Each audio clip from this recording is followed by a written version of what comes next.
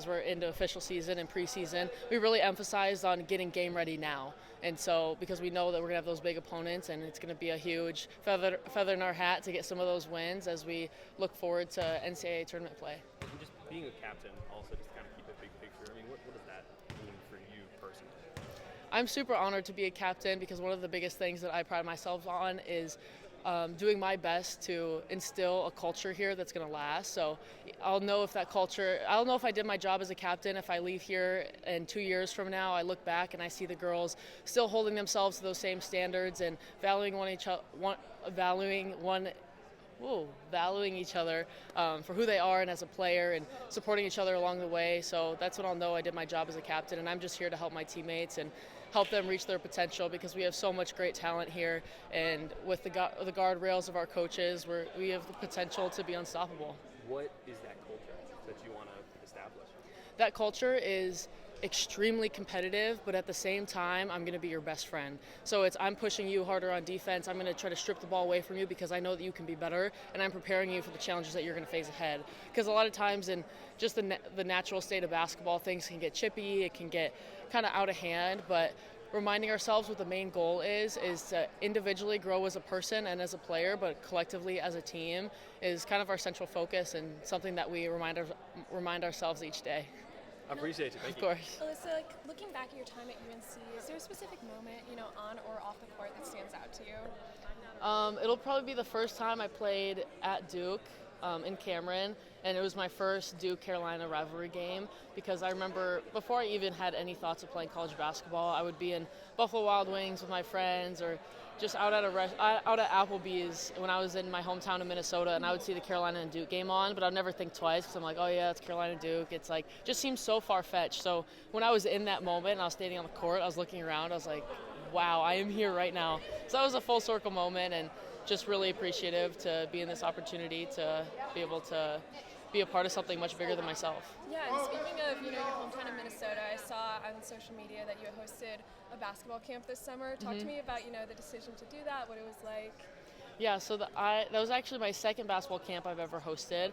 My first one I hosted after my junior year of high school, and then this past year I really wanted to give back to the girls in my community, just because I have so much knowledge to share, and I've had a lot of really cool experiences, and I would almost thought that it would be selfish if I just kept those to myself, and some of the lessons that I've learned that have been really important in my success and my journey to get to North Carolina. And my main goal for those girls was just to empower them, let them know that they can achieve literally anything in the world that they set their mind to, and that they got to work hard and support each other along the way. Do you have any funny favorite memories from that camp? I would probably say when all the girls wanted a piggyback ride. This was like the younger group, and I was asking all their parents, I was like, is it okay? Just, I don't want to be running around with their daughters on my back. So that was a really cool moment. And then there's also a few girls who showed up in a number 1 North Carolina jersey.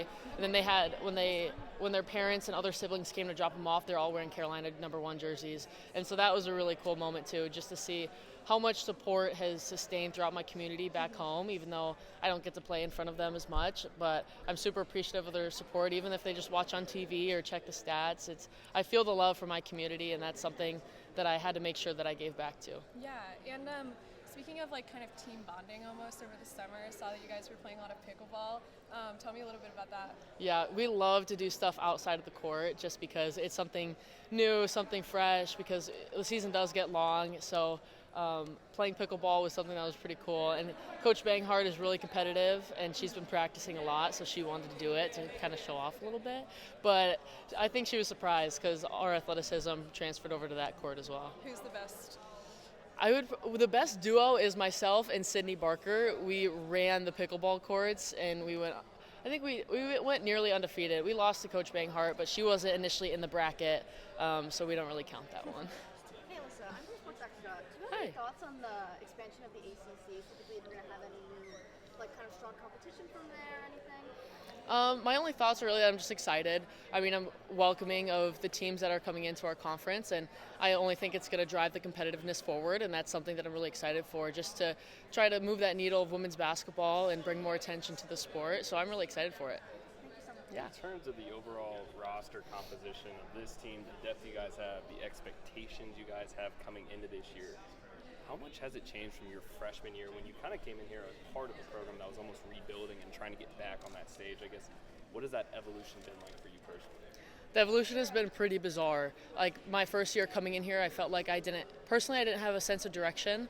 But now as a senior, kind of seeing all the ins and outs of how a basketball season looks and facing through the adversity and different personalities on a team, I'm well more equipped to be able to try to help my teammates navigate through a tough season. And so this year I feel like we do have a more sense of direction, and we have common goals, and we have standards for ourselves and hold each other accountable even when it's hard and it's not the popular decision.